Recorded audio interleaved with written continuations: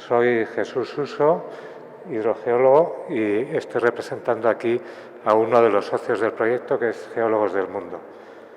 Yo voy a hablar un poco de cómo está el arsénico en el Valle de Cochabamba.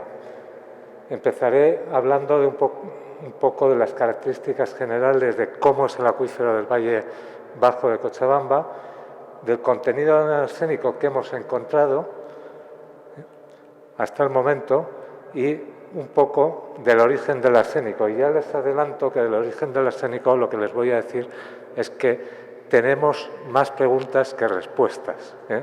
Ya llegaremos a ello, pero ya les adelanto, tenemos muchas preguntas en todo, ¿eh? También respecto a las características, pero voy a intentar presentar lo que sabemos y lo que hemos aprendido con este proyecto y las cosas, los pasos que nos quedan por dar. Este trabajo que se ha hecho, de momento, es una evaluación preliminar del alcance que puede tener el contenido en arsénico en el acuífero del Valle Bajo de Cochabamba, ¿eh? Y subrayo la palabra preliminar, ¿eh?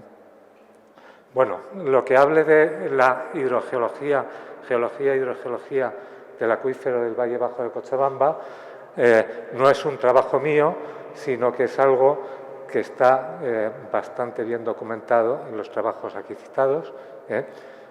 Señalo este trabajo en especial porque es una síntesis de trabajos anteriores, ¿eh? Y prácticamente lo que les voy a contar de las generalidades de las características del acuífero está recogido aquí. Está apoyado también con los mapas geológicos, las hojas geológicas de Cochabamba y de la Sierra de Tunari, que es las hojas en las que se sitúa el acuífero del Valle Bajo de Cochabamba, y también en las columnas litológicas de sondeos visitados y que nos han sido facilitadas por una parte por Sergio Min y por los propietarios de los pozos visitados, ¿eh? Bueno, el acuífero de Cochabamba, aquí lo tenemos, ¿eh? Es esta superficie blanca, ¿eh? Aquí está cercado Quillacollo, Vinto, Sipe-Sipe. Esto sería la zona de Sacaba, ¿no? Ocupa esta extensión, ustedes lo saben mejor que yo, de un extremo a otro, en torno a 20-25 kilómetros, y en este sentido, más o menos 12-15 kilómetros, ¿no? Por aquí un poco más, ¿eh? Y está recorrido por el río Rocha, que entra por la zona próxima a Sacaba, por donde está el Cerro San Pedro y el Cristo de la Concordia, que es la zona más estrecha del acuífero, y sale por la zona de Sipe-Sipe, ¿eh? Está constituido fundamentalmente, es una cubeta tectónica. Una cubeta tectónica es una gran depresión generada por fallas, ¿eh? Que se ha rellenado por los materiales que se erosionan de los bordes de la cubeta, que son fundamentalmente la Sierra de Tunari por el norte y las sierras mucho más bajas del sur. ¿Por qué digo lo de muchas más bajas? Porque la erosión de esta sierra del norte va a ser la que fundamentalmente aporte los sedimentos que rellenan esa cubeta, ¿eh? Y esos sedimentos van a ser gravas, arenas, limos y arcillas, una mezcla de gravas, fundamentalmente de gravas, arenas, limos y arcillas, como ya he dicho, procedentes de la erosión de las sierras que rodean el acuífero, ¿eh? ¿Y esto en cuanto a lo que se ve en superficie, pero cuál es el espesor de ese acuífero? Pues hay unos estudios geofísicos, ¿eh? Que indican que el mayor espesor de relleno, o sea, la zona más profunda de la cubeta, está por este límite norte y tiene una profundidad rellena de sedimentos, ¿eh? Entre 800, 1000, incluso algo más de 1000 metros. Mientras que por el límite sur de aquí, el acuífero tiene una potencia en torno a 200 metros o incluso menos, 150 metros, ¿eh? Más adelante veremos un perfil. Toda esa cubeta está relleno de gravas, arenas, limos y arcillas procedentes de esta erosión, que son de carácter aportados por las avenidas, y también en algún momento se cita en la bibliografía que ha habido episodios a lo largo de la historia de la cubeta, del relleno, que puede ser en torno a algo más de 1 millón de años, o incluso algunos autores dicen que llega hasta finales del Terciario, que ampliaría bastante más la edad, probablemente hasta 5 millones de años, pero al menos 1 millón de años de sedimentos hay. Y en algún momento hay sedimentos lacustres a cierta profundidad. Los sedimentos lacustres tienen interés porque tienen una granulometría bastante más fina, lo cual implica también menor permeabilidad. Bueno, esto es la laguna Lalay, ustedes la conocen perfectamente, y aquí vemos los abanicos aluviales que rellenan la cubeta, que son, esto es una foto de detalle, esto es un bolígrafo para que se hagan idea de la escala, son una mezcla heterogénea de cantos, estos son pequeñitos porque probablemente en algunos lados puede haber cantos o bloques, no cantos, bloques de alturas de 1 metro, 1,5 metros, 2 metros, mucho mayores de lo que vemos aquí. Una mezcla de materiales detríticos, de granos, arcillas, limos, que a veces están muy mezclados y a veces dan capas más limpias y son más permeables. Bueno, ¿cómo se alimenta de agua este acuífero? Bueno, no he dicho una cosa importante, que estos límites, este acuífero está muy bien delimitado, tiene unos límites muy concretos, están muy bien definidos. Yo digo que es casi como un acuífero de juguete pequeñito que tiene unos límites bien definidos. A veces esos límites en otros acuíferos no son tan fáciles de establecer y está encerrado porque aquí el paso es muy estrecho, no refleja muy bien la realidad. Esto en la realidad es mucho más estrecho, los materiales impermeables que rodean el acuífero y que forman, está todo el acuífero rodeado de materiales impermeables, y por el fondo está también, son también los materiales impermeables. Por debajo de estos 800, 350 metros y 800.000 metros por aquí, que está el fondo, lo que hay por debajo de esos metros es también impermeable. Entonces, todo una serie de materiales permeables muy bien rodeados por otros impermeables, ¿no? Entonces dice, ¿y esto cómo se llena de agua? ¿Por qué tiene agua y cómo se llena? Pues la infiltración, la recarga del acuífero procede fundamentalmente o casi exclusivamente de la infiltración de las precipitaciones, de lo que llueve directamente sobre la superficie del acuífero. Pero no solamente lo que llueve sobre la superficie del acuífero, sino la infiltración de los arroyos, fundamentalmente los procedentes de la Sierra de Tunari, que son los que probablemente aporten más agua. Cuando se ve un mapa topográfico se ve que se pintan muchos arroyos bajando de la sierra y que no continúan más allá del sedimento detrítico del acuífero, que lo dan por terminado. Y solamente cuando hay grandes avenidas el agua llega hasta el río Rocha. Algunos sí llevan agua permanentemente, algunos arroyos que bajan de la sierra, pero cuando llueve seguro que hay muchas vertientes que están aportando mucha agua, y esa agua, salvo en grandes avenidas, no llega hasta la parte baja del valle, sino que se infiltra. Y también, probablemente, cuando el acuífero estaba en régimen natural, había quizá infiltración del río Rocha. No lo sabemos con certeza, pero ahora en la actualidad, debido a los bombeos del propio acuífero, los niveles, aunque una de las carencias de información básicas que tenemos en el acuífero es una red de control piezométrico, o sea, de control de los niveles del agua en los pozos, para saber cómo es la superficie saturada de agua del acuífero, eso no existe. por lo cual tampoco podemos estar muy seguros, pero todo parece indicar que ahora mismo el río Rocha está recargando el acuífero al bajar los niveles del acuífero o ese supuesto descenso, que yo creo, por lo que hemos hablado, todo el mundo se queja, sí, parece que baja, pero no tenemos medidas precisas, ¿no? Ese descenso del nivel del acuífero hace que el río Rocha, de recibir el agua de descarga del acuífero, pase a ser perdedor. Antes José Luis nos ha presentado una diapositiva de un río que a veces recibe agua del acuífero y otras veces cede agua. Ahora probablemente el río Rocha esté cediendo agua al acuífero y dice, bueno, pues se está ayudando a recargar el acuífero. Eso es una buena noticia, que ayuda a recargar el acuífero, siempre que el agua del río Rocha tenga una buena calidad, que no es el caso.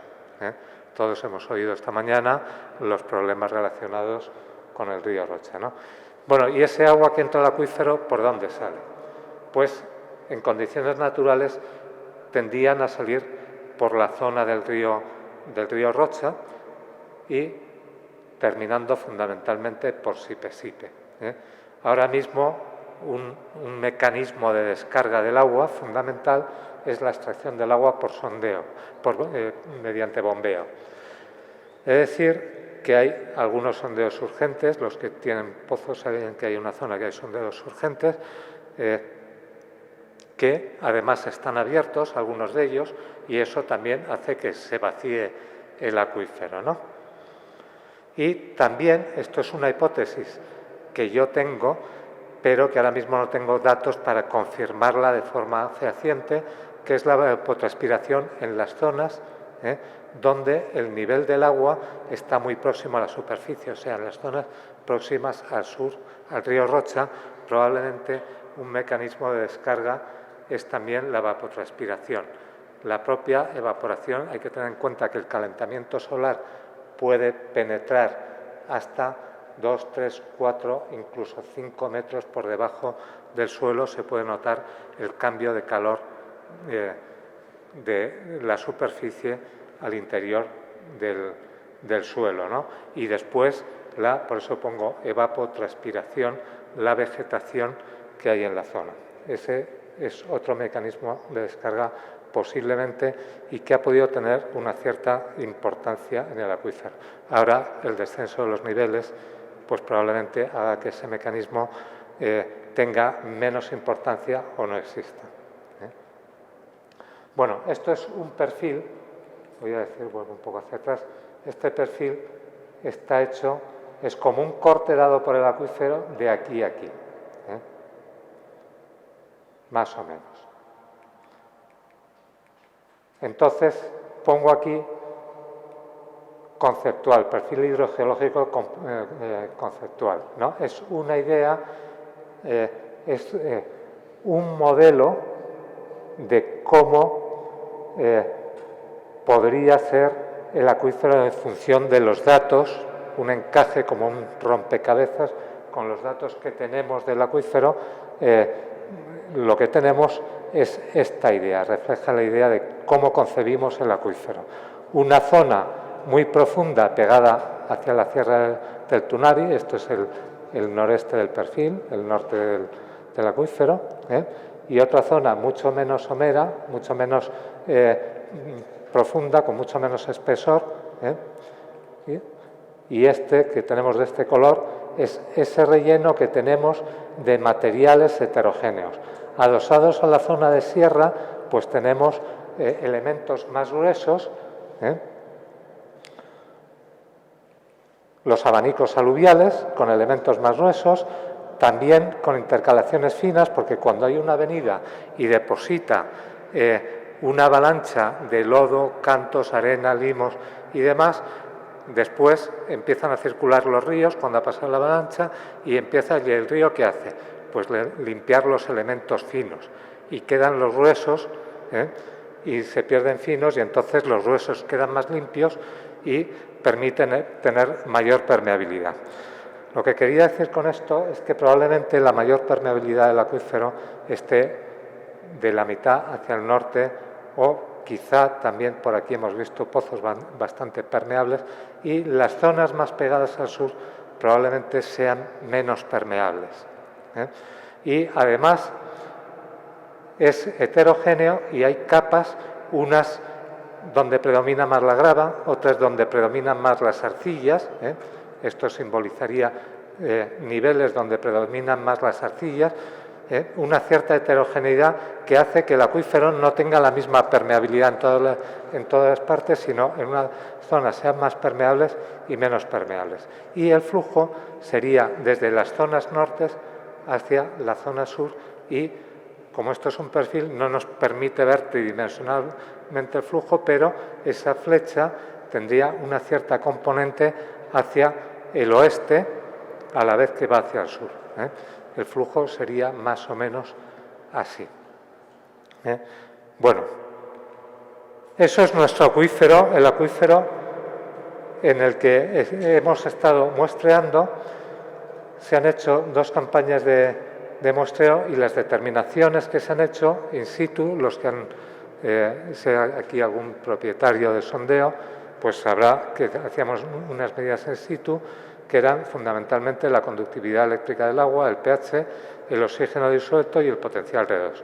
Y después, en laboratorio, se han analizado los elementos mayoritarios, los que caracteriza al agua subterránea, que están aquí puestos. Después, algunos componentes indicadores de contaminación agrícola y también orgánica, nitratos, nitritos y fosfatos. Elementos traza, que se han analizado 22 elementos traza más el arsénico, en total 23 elementos traza. Y en la segunda campaña de muestreo también se analizaron coliformes totales y termotolerantes. Las determinaciones han sido hechas por la UNSA, la UPB, el IME y el Centro de Investigaciones Químicas, que se encargó específicamente de los análisis microbiológicos. Bueno, como ven, se ha hecho una caracterización analítica muy completa. La primera campaña se realizó en noviembre del año 2018, se tomaron 38 muestras en 37 pozos y una de aguas superficiales. En la segunda campaña se tomaron 40 muestras, 38. Que no fueron muestreados en la primera campaña, también se ha puesto un contenido en arsénico, ¿no? Y en rojo está destacado los puntos que exceden de 10 microgramos litro. Entonces tenemos aquí un punto, y por aquí ven que se concentran más puntos rojos en el entorno de la laguna Coña. Ya no hemos encontrado, esto de aquí ya no hay. ¿Sí? En esta zona de aquí están todos los puntos que han dado más de 10 microgramos litro de arsénico. Pero dentro de esta misma zona tenemos pozos donde, no me lo sé de memoria, pero aquí tenemos 0,1 microgramos litro, aquí tenemos 0,7 y aquí tenemos 74,5 en la primera campaña, porque en la segunda este es el que le dio 113. Este es 79 en la primera campaña, en la segunda dio 113, pero al lado tenemos puntos con contenidos mucho más altos. Aquí tenemos 21, aquí tenemos 14, 44, 25%, 22 y otros de contenido bajo. Y los otros tenemos 0, algo, 0, algo, 0, algo, 0, algo, 3 con algo, que tenemos 1 con 2, 1 con 6, aquí tenemos 6 con algo, 2 con algo, 2 con algo, y aquí hay uno, me parece recordar que tenía 8 con algo. Son los únicos que parece que tienen un contenido más significativo, pero sin llegar a los 10 microgramos litro. Entonces, resalto que aparentemente la distribución del arsénico está concentrado en esta zona central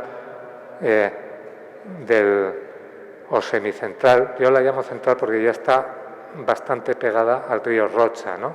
que es donde se produce la descarga del acuífero, en esta zona de aquí. Las concentraciones, desde luego, son importantes, pero no parece que sea un problema generalizado del acuífero. Y ahora voy a empezar a matizar. Bueno, aquí no me acordaba que tenía, aquí tengo ampliado esos datos, es la misma zona ampliado, ¿no? Aquí tenemos este punto con 75 miligramos, este con 11, pero al lado 1,09, 1,157, menos de 0,26, menos de 0,26, 0,94, este es un poco más alto, 5, pero no está, bueno, lo que comentaba. Y se restringe a esta zona, y fundamentalmente a esta zona de aquí. Entonces, no parece un problema generalizado del acuífero, pero son contenidos significativos. Todo lo que pase de 10 es un contenido preocupante. Bueno, este es el mismo perfil que hemos visto antes con lo que les comentaba, el sentido de flujo vendría así, a descargar hacia el río Rocha y hacia Sipe-Sipe. Hay que verlo de forma tridimensional, una flecha que va desde por aquí en el aire, por aquí fuera, y penetra hacia allá, hacia el río Rocha. Y aquí tenemos puesto profundidades de los pozos cuando lo conocíamos, la conductividad eléctrica, o sea, el contenido total de sales, nos da una idea del contenido total de sales, y la tercera cifra es el contenido arsénico. Aquí tenemos 72, 19, 0,1, para que se hagan un poco de idea. Este es un perfil donde represento exclusivamente los pozos próximos al cruce por donde cruza el perfil. Y vemos que los que tienen arsénico están mezclados con los que no tienen y en la zona central del acuífero. Otra cosa que quiero resaltar es que los pozos penetran relativamente poco en el acuífero. Los que están a rayas, esta línea de aquí representan los pozos, la línea de trazos es un pozo que hay ahí y que no conocemos su profundidad, pero lo que es la línea continua sí conocemos la profundidad. Y lo que ven, si lo ven en proporción, es que prácticamente no penetran en el acuífero. Algo que no he dicho, para el que no está acostumbrado a ver este tipo de imágenes, es que la escala vertical, para poder ver estas cosas, está muy exagerada. Fíjese que entre esto y esto son 100 metros, de aquí a aquí son 100 metros lo que hay, y de aquí a aquí, en la escala horizontal, lo que tenemos, esto es 1 kilómetro, 1000 metros. O sea, la escala vertical está muy exagerada para poder reflejar, porque si no, todo esto quedaría, si lo pongo en la misma escala horizontal y en la misma vertical, no quedaría reflejado, quedaría prácticamente como una línea continua.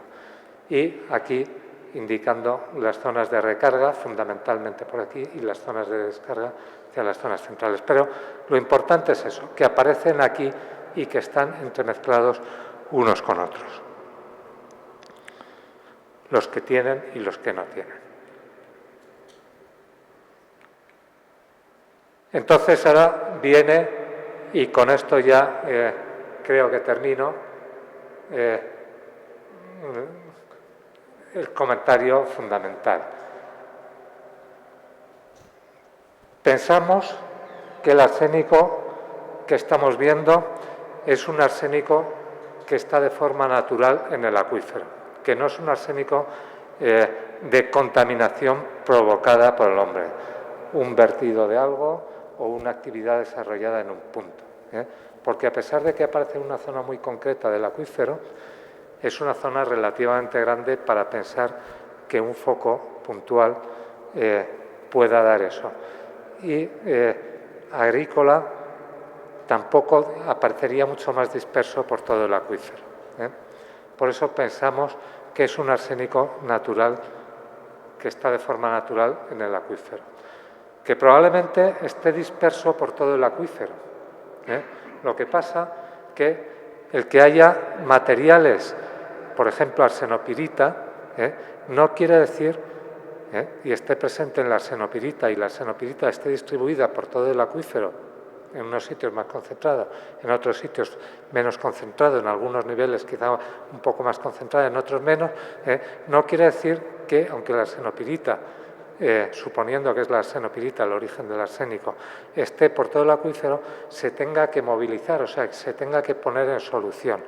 No basta con que esté la arsenopirita en el acuífero para que el arsénico se ponga en solución y pase al agua, sino que se tienen que dar unas condiciones redox para que se ponga en solución el arsénico.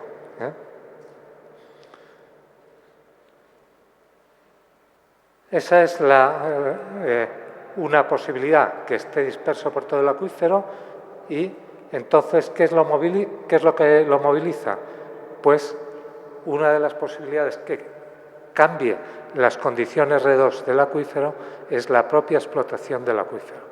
Y en las zonas donde la explotación es más intensa y hay subidas y bajadas de los niveles del agua, se cambian las condiciones redox, se oxigena, se deja de oxigenar, se vuelve a oxigenar, se deja de oxigenar, y entonces se cambian las condiciones redox y se esté movilizando ese arsénico que estaba ahí en la arsenopirita. Esa es una posibilidad. ¿Otra posibilidad cuál es? Pues que esté concentrado en capas determinadas y esas capas estén en la zona en la que estamos viendo el arsénico. Pero, desgraciadamente, las columnas litológicas que tenemos de los sondeos no tienen demasiado detalle, tenemos pocas y con poco detalle, nos falta mucha información. Y después hay una cosa fundamental, y vuelvo a la transparencia anterior, que es que nosotros tenemos, las muestras que estamos tomando son muestras que tomamos en sondeos de explotación. Y son sondeos que tienen las zonas abiertas, la rejilla de los sondeos, por donde entra el agua del acuífero al sondeo, la rejilla está abierta en toda la longitud del sondeo. Y entonces estamos probablemente mezclando aguas de distintas profundidades. Aguas que pueden proceder como he dicho, el acuífero es heterogéneo, y hay zonas, niveles más permeables, niveles menos permeables. Todo el que ha hecho un sondeo sabe que el sondista le ha dicho, pues ahora hay gravas, pues ahora es más arcilloso, pues ahora vuelve a haber gravas. Y eso está distribuido a lo largo de todo el acuífero a distintos niveles. No tienen por qué ser capas continuas, sino que puede ser una capa que igual se extiende 100, 200 metros hacia un lado y queda acuñada en unos limos o una arcilla, o sea que va cambiando lateralmente, no solamente en profundidad, sino también lateralmente. Con esto quiero decir que, como he dicho al principio, la permeabilidad es heterogénea, y aunque yo he pintado aquí una línea de flujo muy bonita, muy clara y demás, pues el flujo es más complejo y va haciendo, se va moviendo en función del potencial, se va moviendo y va pasando, no tiene por qué ser una línea tan directa. Y puede ser que en los pozos estemos mezclando distintas líneas de flujo, con distintos movimientos del agua, y estamos mezclando aguas de distintos niveles con distintas concentraciones. No puede ser, aunque no lo puedo demostrar con datos concretos, hay un 99,9%, porque la naturaleza a veces se empeña en llevarnos la contraria. Yo siempre dejo al menos un 0,1% de posibilidad de error. Y esta vez es aquí lo que dejo. Igual tenemos alguna muestra que no tenga mezcla de agua. Tenemos una donde creemos que la muestra de agua es muy pequeña, porque es un pozo que sabemos con seguridad que la zona abierta es una zona de 2 metros a una profundidad determinada. Aún así, a través del anular del sondeo se puede comunicar todo y puede haber una cierta mezcla de agua, pero probablemente en ese sondeo tenemos menor mezcla de agua. ¿Con esto qué quiere decir? Que las muestras que tenemos no es un reflejo fiel de lo que está sucediendo, es un reflejo fiel de lo que la gente está utilizando para abastecerse, porque es lo que lleva a sus casas para beber. En ese sentido, son muy buenas y es lo que hace falta, es un dato importante que hay que conocer. Pero la investigación de la movilización del arsénico necesitamos datos de mucho más detalle y más costosos de obtener, y entre ellos muestras de agua tomadas a distintos niveles, bien diferenciadas. Necesitamos conocer la columna litológica del sondeo, necesitamos tener un conocimiento más detallado del acuífero. Entonces, volviendo aquí, estaba comentando que pueden ser capas o niveles con concentración de minerales de arsénico, especialmente que el arsénico no esté tan disperso como yo mencionaba a través de todo el acuífero, sino que realmente en algunas zonas haya capas donde realmente haya una mayor concentración de minerales con arsénico. Yo eso lo pondría como una hipótesis posible, desde luego, no podemos descartarla, pero lo que tampoco podemos descartar es que esté disperso y el arsénico se esté movilizando por un cambio en las condiciones alrededor del acuífero provocado por la explotación del acuífero, que no sea un problema local. Por otra parte, también pensamos, aunque ahí, debido a que las lagunas de muestreo que tenemos en algunas zonas del acuífero y del conocimiento de la cantidad de pozos que hay y demás por la zona, que pensamos que esa es una zona donde la explotación del acuífero es especialmente intensiva, probablemente no la única, pero pensamos que esa zona del entorno de la laguna Coña y de toda la zona de Colcapirúa y demás es una zona donde hay una explotación bastante intensiva del acuífero. Y esas son las dos hipótesis que tenemos planteadas ahora mismo y que nos gustaría poder seguir investigando sobre ello. Completar, ahora es una investigación que es costosa porque requiere hacer sondeos de investigación, requiere tiempo. Los sondeos de investigación aquí con testigo continuo no van a ser fáciles de hacer porque es una formación muy heterogénea y demás, pero hay que intentar hacerlo, ¿no? Para conocer los detalles del acuífero, ¿no? Y bueno, las dificultades ya las he mencionado, la escasa información litológica que hay de los pozos y la mezcla de agua en los pozos. Creo que un paso importante, fácil de dar y de seguir, es seguir muestreando y añadiendo más pozos en todas esas zonas donde hay pocos pozos muestreados, saber qué es lo que pasa, confirmar que esos tienen o no tienen arsénico. Y eso no es tan difícil de hacer como hacer pozos de investigación específicos. Y bueno, esto es todo lo que quería contarles. Lo importante es, si tienen preguntas, que ahora es su momento